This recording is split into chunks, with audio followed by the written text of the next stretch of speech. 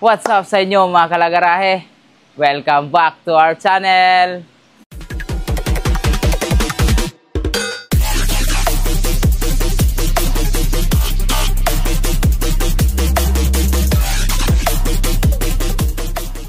Good day mga kalagarahe!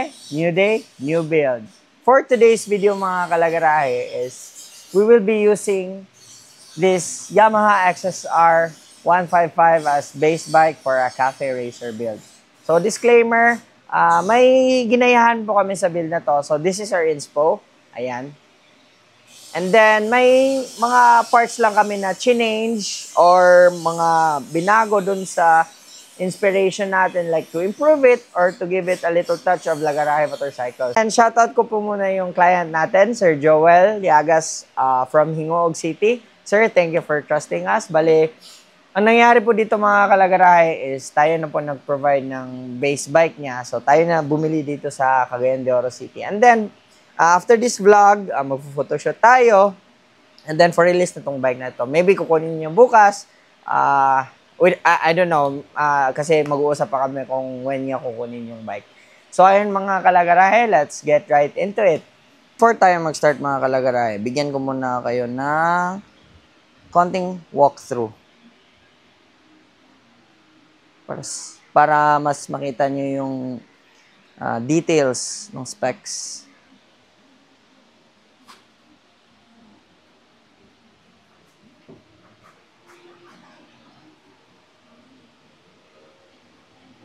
Ayun. So start tayo sa itaas.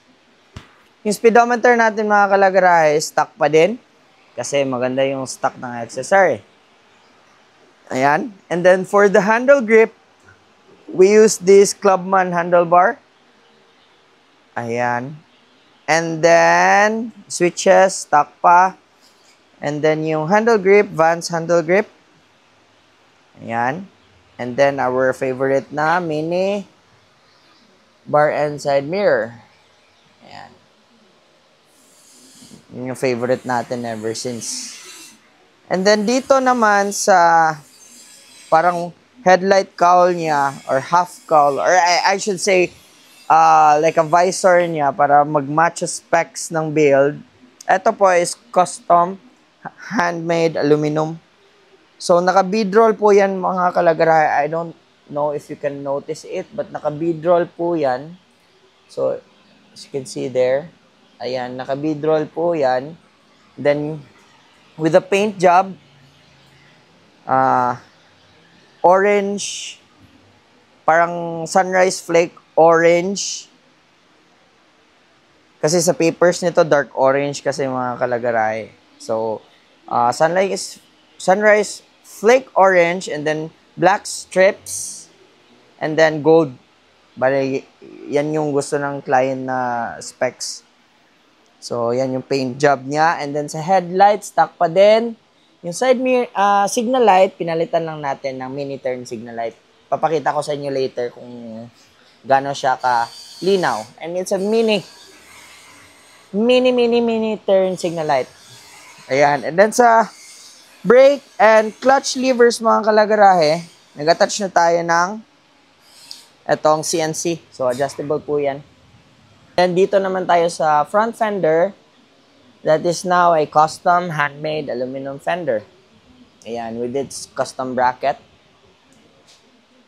Ayan. And then, dito tayo balik sa itaas, yung tank. Ang tank ng XSR mga kalagarahe, originally, it is made of plastic. Bali yung tank cover niya. Kasi yung tank niya, parang turtle shell lang kasi yan yung tank niya sa loob eh. Bali, ito is cover lang. As you can see, or if you have noticed since kanina, pinalitan na natin yung tank niya. Bali, not the whole tank, but the tank cover. So, this is from Indonesia. Made of fiberglass, and then resin. And then, paint job na natin na custom. So, as request pa din ni client, matched dun sa visor. So, black pa din tong part na to. By the way, this is a one-piece tank, mga kalagarahe, ha. So, one-piece na to. Hindi gaya nung stock na three-piece. One-piece itong sa gitna, and then side to side, left and right. And then, since one piece na to, nag-lining pa din tayo ng paint job para magiging looking like a three-piece tank pa din siya. And then black dito, gold strip, sunrise flake orange, and then just for the detail, blinak out namin tong part na to. Ayan. And then, para maiba naman yung XSR na logo na ginamit natin is this one. And then yung air scoop, ayan mga kalagaray, pair po yan sila. Custom paint job na din natin. Ayan, made of fiber pa din. And then sa side cover, repainted na po natin mga kalagarahe. You can see that, mirror finish. Ayan. So black na din. And then even yung headlight mga kalagarahe, if you can notice it inside, black na po yan. Kasi hindi kasi black yung stock. So, super dark orange. Parang bronze orange. Ito tayo sa seat. For sure, ito yung pinakaunang na-notice nyo sa rear part ng build na to. Ayan. Because what we made is, first off, the custom seat, of course. So, custom na yan. And then yung frame. The frame setup was just like the one we were being inspired of in building this one. So, may konting touch lang tayo. So, the original concept has a very aggressive line. So, medyo nakayuko. But this one, we made it straight. And then, not too aggressive yung passenger seat. Ayan. So, what we did was, from this part here, we cut it out. And then, we made this whole subframe. And then, we have this cover, powder-coated po ito mga kalagarahe. But this part was not powder-coated since aswan sila sa chassis niya. Ayun mga kalagarahe. And then this one mga kalagarahe, as you have noticed, ano po yan mga kalagarahe? Custom aluminum na po yan. Kasi yung stock, parang di ko bet yung concept na ginaya natin na naka-upswept siya dito. So, I wanted to make this line straight. So, that's why gumawa kami ng sarili namin. And then, may parang background siya na black din. So, this has brushed aluminum look. Yan. Same as with the original signal light bracket. So, para mag-match-match sila, ayun yung ginawa nating custom. So, like to incorporate din yung stock na look, pero sa atin, custom lang. So, para may accent siya, as you can see. So, yung dalawa. It became its accent. Na dito, install na din kami ng LED strip, taillight.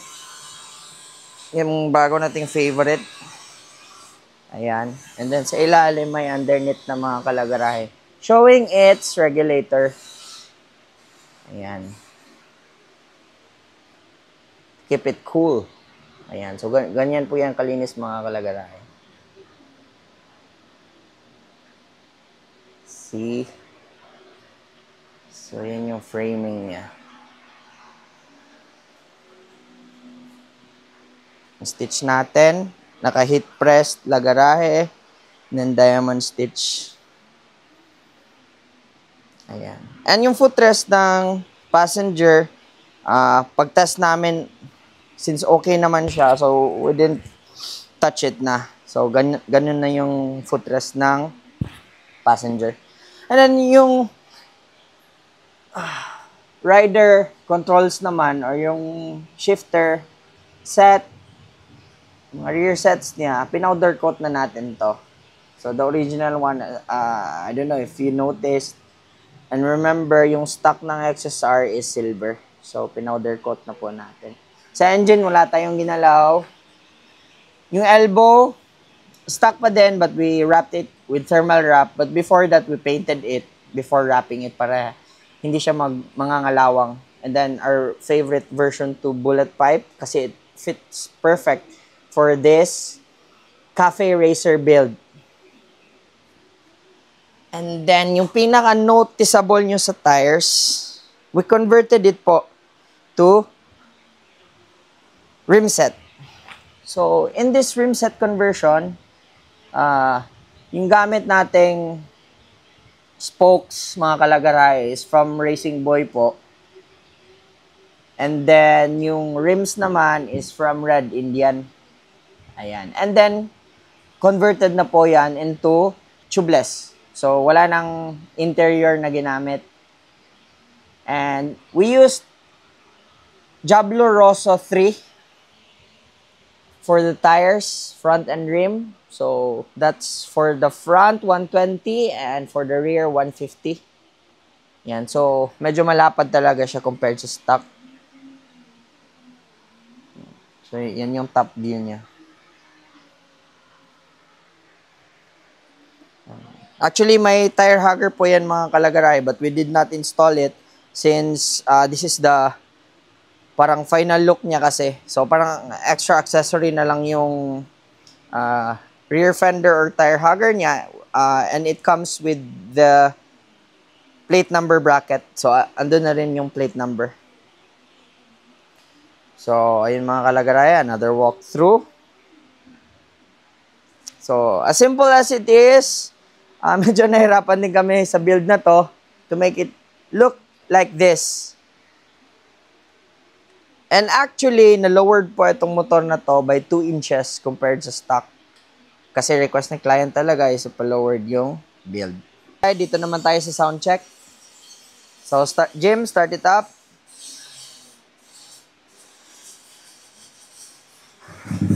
Oh, okay, one click. And then, yan yung bullet pipe natin. Version 2. Yun. Rev it up.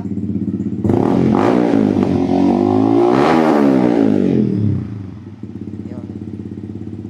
And then, papakita namin sa inyo yung turn signal light sa right. And then sa left. And then, sa likod. Ayan, right. And then left. And then, brake light. Ayan. That's why it's our new favorite kasi sobrang kitang-kita siya kahit daytime. So, ayun mga kalagarahe. I hope you liked our latest cafe racer build. A Yamaha XSR 155, very classic, very aggressive build actually. So yeah, if you liked it, and for more inquiries and for more information, please visit our Facebook page po mga kalagaray. And if you want a build like this, PM po kayo sa Facebook page natin or Viber or WhatsApp, any messaging apps na gusto nyo. And you can also call us on our numbers kasi andun naman sa Facebook natin. So ayun mga kalagarahe, thank you. Peace out!